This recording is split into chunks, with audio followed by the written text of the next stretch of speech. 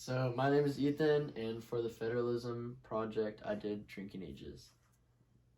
The words highlighted in purple are the most important for future reference. And the first question is, how is federalism related to the drinking age in the United States? The reason why alcohol drinking age in the United States had to be mandated in the first place is because there was a drunk driving epidemic in the 1970s. States had the right to set their own drinking age due to the power given to them by the 10th Amendment. This is prior to this epidemic. The issue became a federalism issue when the federal government intervened with the National Minimum Drinking Age Act. What role have the national and state governments historically taken regarding this topic? So, as I said before, the National Drinking Age Act, President Ronald Reagan passed the Minimum Drinking Age Act in July 1984, a law that mandated states to increase the drinking age to 21 years old. This helped significantly decrease the amount of DUIs in the United States. However, in the 1980s, another study came back, and it still found that the highest amount of teen deaths was from car accidents, specifically DUIs. And this is even after that law was passed. So the most famous court case on this topic is South Dakota versus Dole. This was a case in which the United States Supreme Court considered the limitations that the Constitution places on the authority of the United States Congress when it uses its authority to influence the United States in areas of authority normally reserved to the states. This is what I was saying about how they passed the 10th Amendment. So they're arguing that because they have their 10th Amendment right, the federal government cannot change it to the state.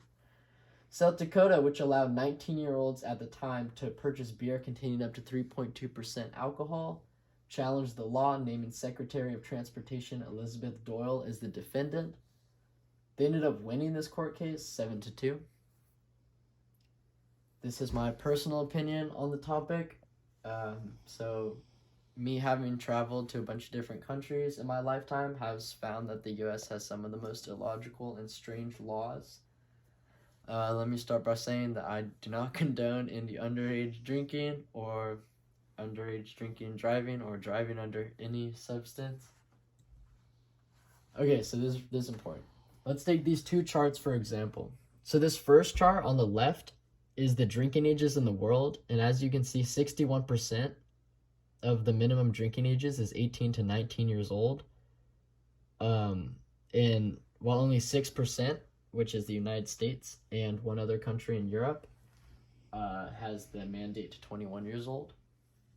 And the minimum driving age by country is 78% in the world, minimum age of 18 years old. And in the United States, it's 16 years old. And you can get a permit when you're 15 and a half. So how do these two things correlate? In the world, the United States has the most cases for DUIs, especially teen DUIs.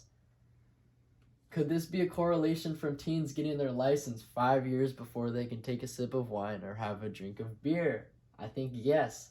Teenagers in the US do not know how to drink or handle their alcohol when they're 18 to 20 years old, but they can still operate heavy machinery as old as 14 to 16 years old. That's why there are so many accidents with drunk driving.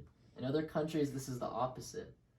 You learn how to drink at a younger age so you don't abuse a substance, and that allows you to understand the effects of drinking alcohol and how that affects your motor memory and your skills.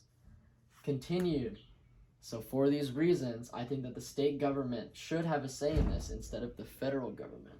For example, if Georgia or another state like that had 4 times the amount of drunk driving or DUIs, 4 more times than California, they should lower the drinking age and increase the minimum age to get a license.